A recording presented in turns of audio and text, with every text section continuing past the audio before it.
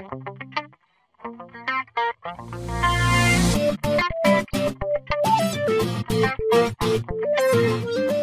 everybody, welcome to G4G here on YouTube. I'm your host, Napalm Dawn. Today we are here in Quake Champions. Quake Champions is the new Quake game that is available on the Bethesda launcher in closed beta. So I've had a few weekends of playing this, however there was a NDA in effect for most of the weekends and it just has recently been lifted. So now we can finally start streaming Quake Champions and putting up information on YouTube about it. So, the lineage of Quake. So we had Quake 1, 2, 3, Quake Arena, 4, Quake Live. Quake is one of the quintessential original FPS games that's been out there. Along with Unreal Tournament, it was perhaps one of the earliest and most stock competitive FPSs out there. I personally had always been a Unreal Tournament guy, but I definitely did play my share of Quakes along the way, including a little bit of online Quake 3 Arena, I believe, at one point, and some Quake Live. But I haven't done Quake Live in some time, unfortunately.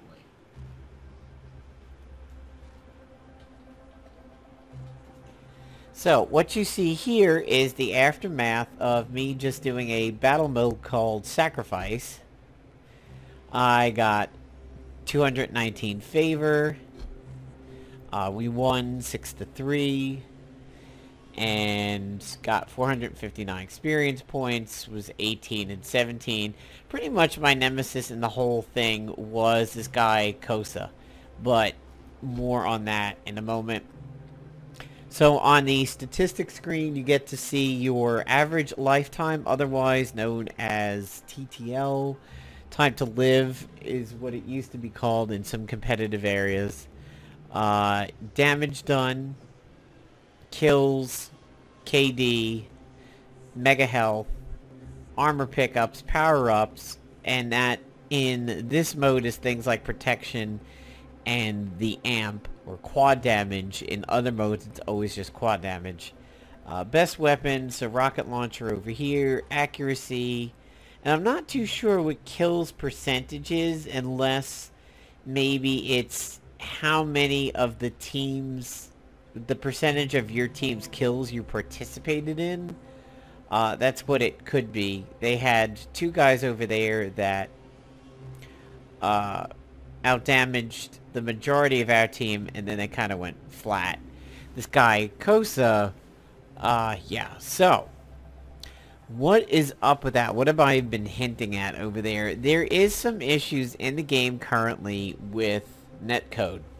So, in this kind of a FPS, netcode is quite crucial, and there are people who definitely do seem to be playing around with their netcode a bit because they will start lagging at kind of opportune times.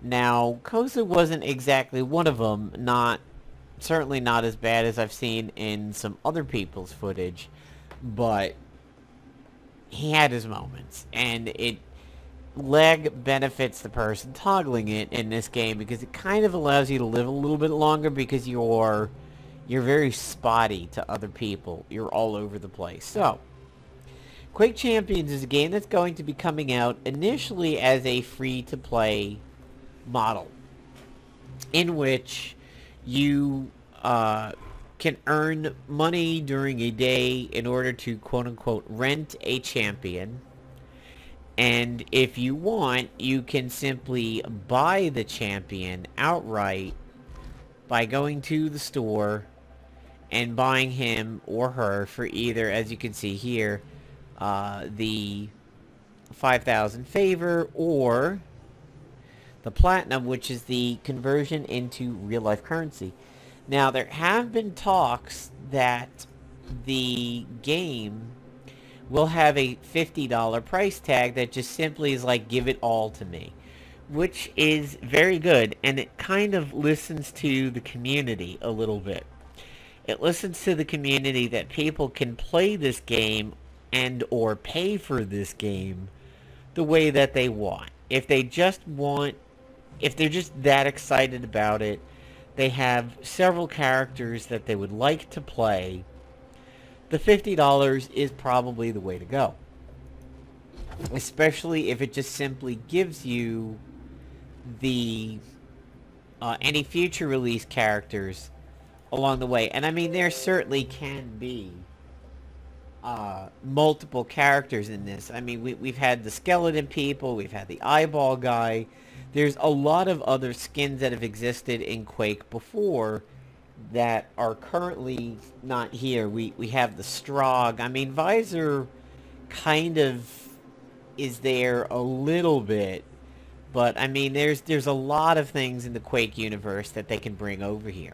Now, these are not just skins the way they've used to be. These are actual characters. So you could now classify this as kind of like a hero shooter, like Overwatch and Paladins and everything, except for the fact that we are not doing any PvE elements, or, I mean, there is certainly no gray area with MOBA here.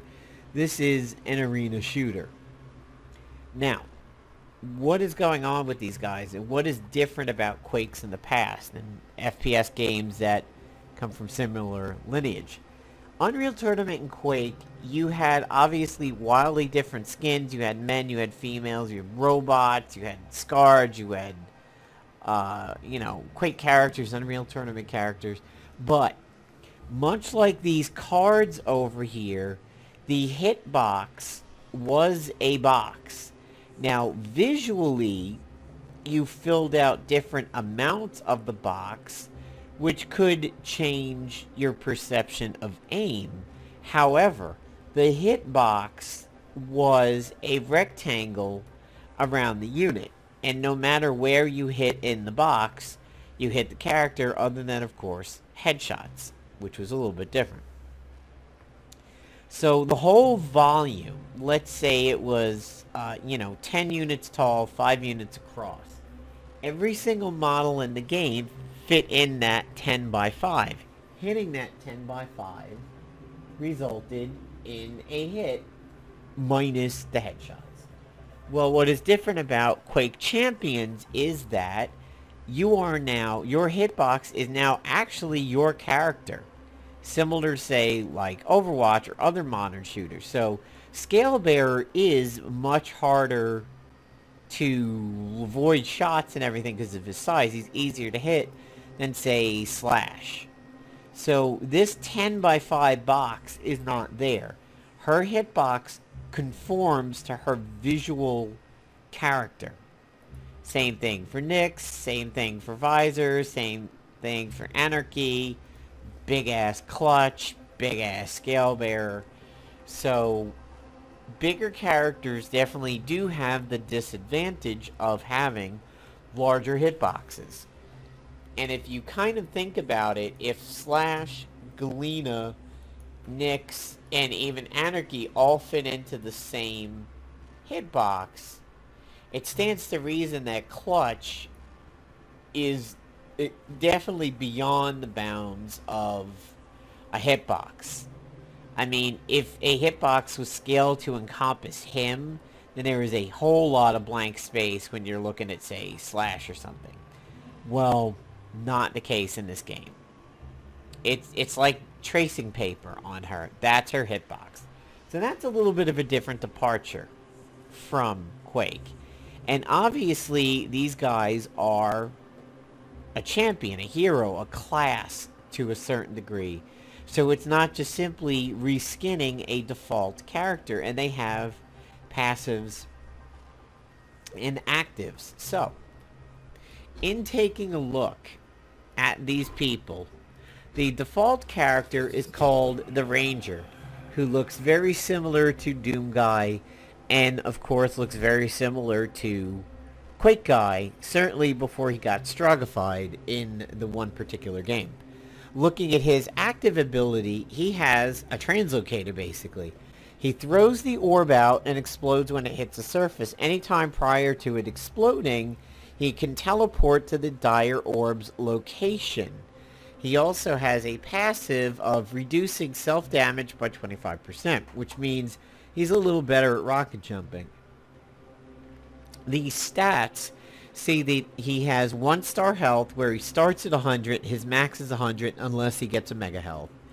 He starts at 25 armor, his max is 75, and he has a 320 speed, which is almost 3 stars. So he's beginner-ish, but a tiny bit fragile. And if you're coming from the UT world, you would probably be used to the Dire Orb. However, active abilities are on a semi-long cooldown timer. It's not like UT's Translocator, which is spammable. So, special abilities or ultimates, if you want to tie it to other games, have a long cooldown. However, if you encounter small golden hourglasses on the ground, they are like shards, but to your ultimate ability. They speed up time so that your ultimate cools down quicker. So little green armors are shards for your armor, so that 25 out of 75 there. But little golden hourglasses are actually ability cooldowns, which is pretty neat. So up next is Scalebearer, who I think is fairly new to the roster. All will know my strength. His active ability is Bull Rush, which basically it does exactly what you think it does. He just puts his head down a little bit and just charges forward. He loses some maneuverability, but he can still turn corners fairly well when I've seen it in action. He has a passive of Heavyweight. Once his speed reaches 400 units per second, his momentum will cause him to damage enemies he runs into. The higher the speed, the higher the damage. That is achieved through strafe jumping in the game. He's 150 out of 150, so he starts maxed out, and he has a 3-star health, 2-star armor, 2-star speed. So comparing it to the Ranger, you could almost believe he's a little bit more durable. Now we have Visor, who looks a little bit like the Strogg. His ultimate allows him to see through walls, say like Widowmaker in Overwatch, and he has Grasshopper. Visor has the ability to strafe jump. This ability isn't capped, meaning he can accelerate almost indefinitely. So unlike other characters who eventually can reach a speed cap, if you think of like skiing in Tribes 2 or something, he does not. He is 125 out of 125 for 2-star health, 1-star armor, and 2-star speed.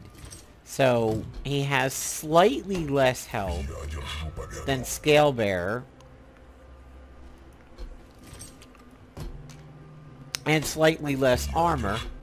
However, the speed is the same. Anarchy,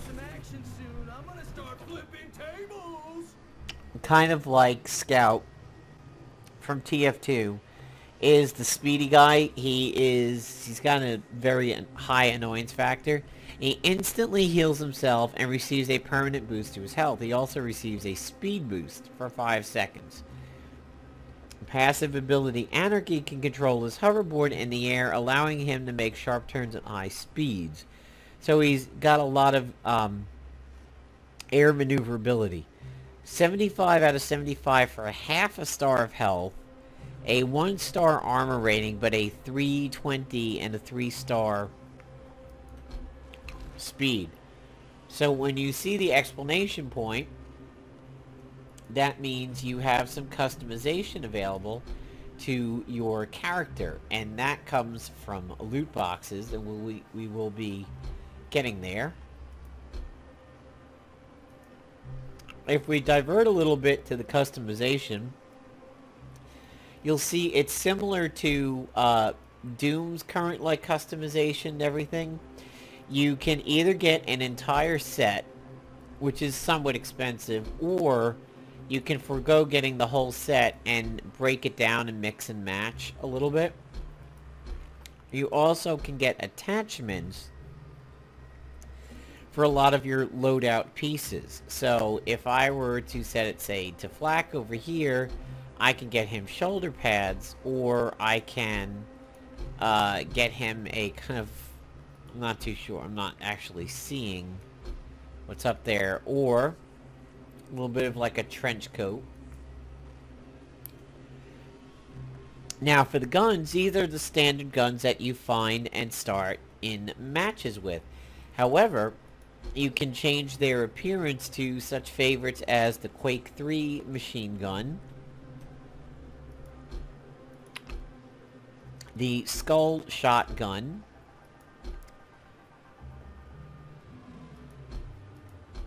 the Quake 4 lightning gun as compared to the current one, the original Quake 1 launcher, which, as some people may know, made an appearance in TF2, and the Quake 2 railgun. So that's what some of the customization looks like. Moving on to other champions, we have Nyx with Ghost Walk. She has a phase shift, allowing her to momentarily move into another dimension, effectively rendering her invisible and immune to damage. Any enemy standing where she materializes will be killed instantly. She can jump off walls, allowing her to scale ledges or cross long distances. Half a star of health, 1 star of armor, and higher speed. As a matter of fact, the highest speed by default listed by 10. Sorlag has 2 passives. More on him in a moment, but listen to this. Soon. I love that. So this is actually a she. This is a she-raptor here with turtle armor. Her active ability is Acid Spit, which is great because it's used, you can use it as a last breath, you can use it as area denial. If you're doing sacrifice and people are attacking your obelisk, you can just lay it down. If you're on the losing end of a fight, but you know you've hurt the person significantly, if they're diving you, you can Acid Spit and you get something called From the Grave. And that is if you kill somebody after they have killed you. Continuous jumping in one direction will increase Sorlag speed, so bunny hopping is a little bit of a noob-friendly thing. And Sorlag is immune to acid damage. I think that might count for other Sorlags. 3-star health, 3-star armor, 1-star speed.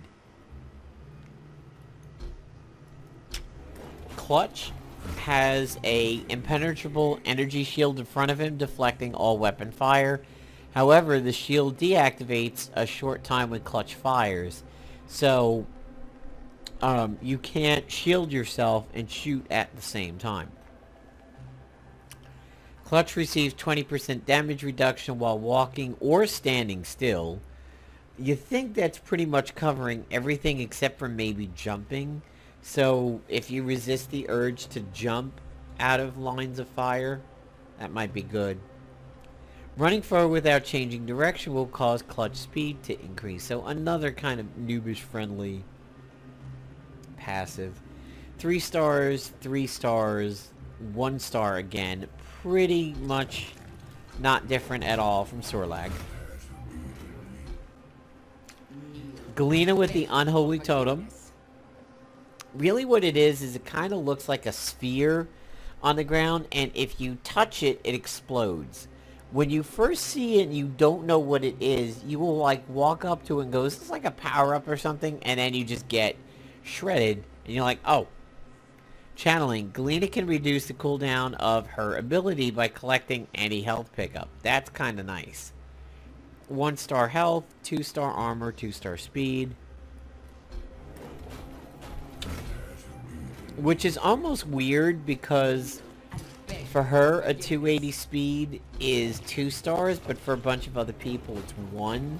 Maybe it just means that she can achieve a higher top speed. I'm gonna flip you like a table. And then we have Slash, who sounds like Harley Quinn. She leaves a plasma trail behind her. The plasma trail will damage any enemy that touches it.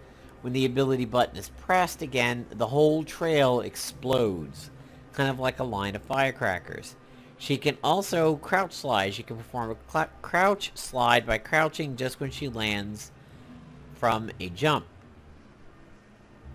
No armor, and only a 25 cap, 1-star health, and a 3-star speed. So, Mega Health and Mega Armors can bring you beyond your cap, it just will slowly decay. So, the currency is Platinum is real-life currency, whereas favors earned from playing matches. Shards, I believe, are going to be when you have duplicates. I'm going to go ahead and buy 1 backpack, just to show you guys what it's like. So when you're here on the main screen, if you have boxes to open, you'll have a number here by loot boxes. So you have backpacks, chests, and reliquaries. Chests open whenever you level up your account.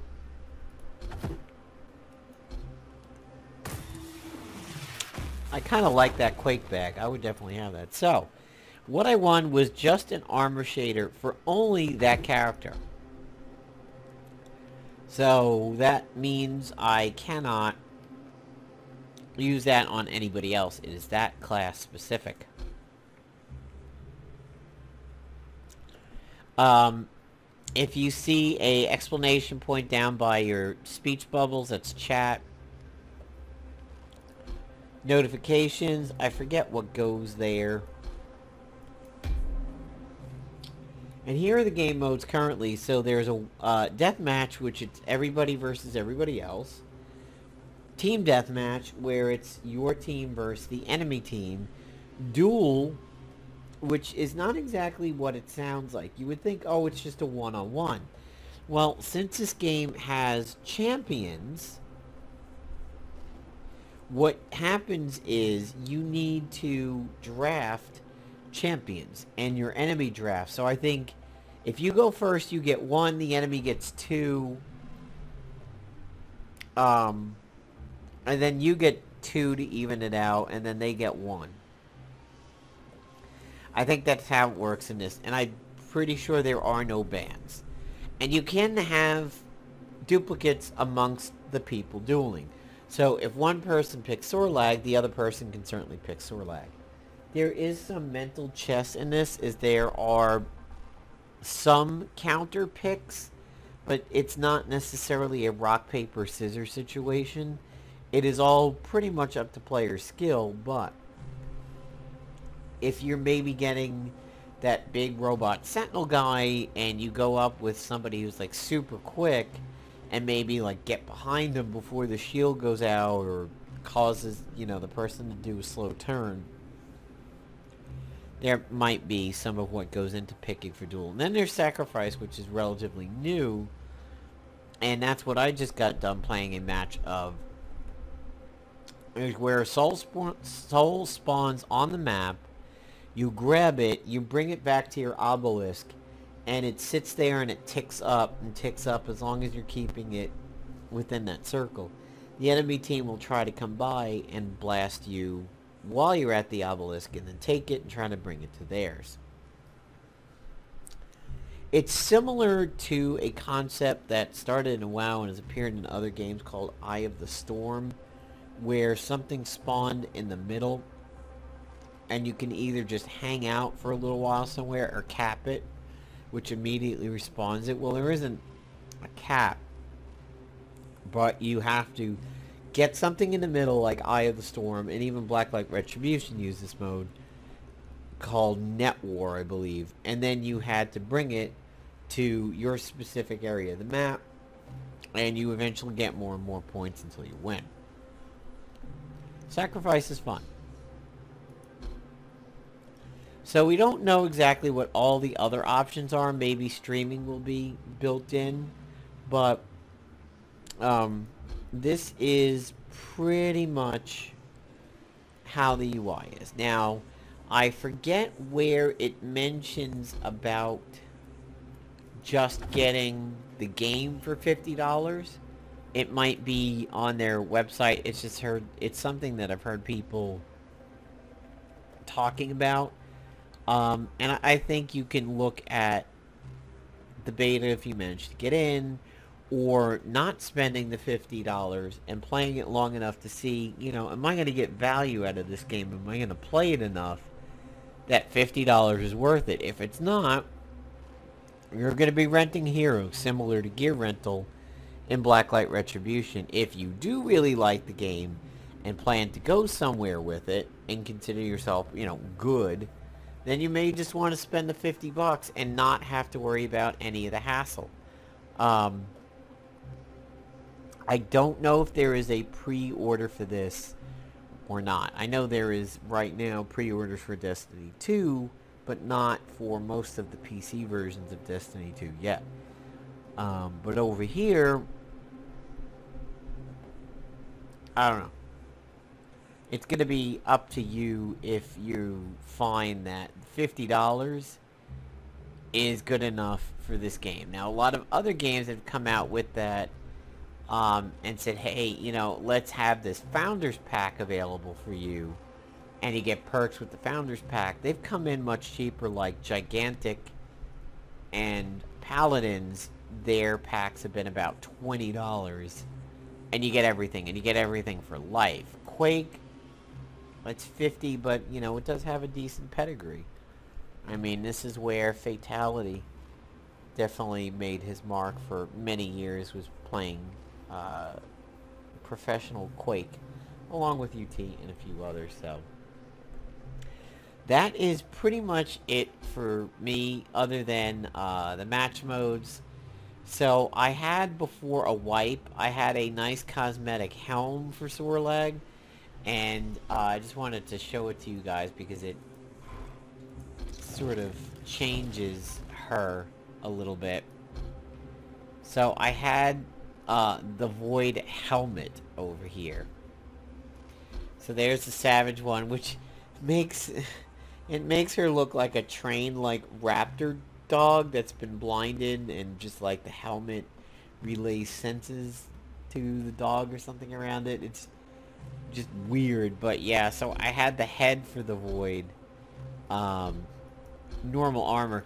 This kind of gives it a Mass Effect look to it. I haven't played the Mass Effect games, but this, I could very easily imagine a cutscene where I'm talking to this chick on a ship somewhere, and this is her outfit. And you can add spikes, and you can add more shoulder pads. And then over here you have the Void leggings, and you can do some stuff there, like add kneecaps and banners. And then there is a vanity, which gives it the egg. So unfortunately, we went through a wipe at one point, and I started back at square zero, but at least I got a decent amount of money, and can rebuy anything that I had, which was essentially not a whole lot. So there you go, guys. Try to give Quake Champions a call and get into the closed beta. If you've been playing this, let me know what you think about it. Thanks, everybody.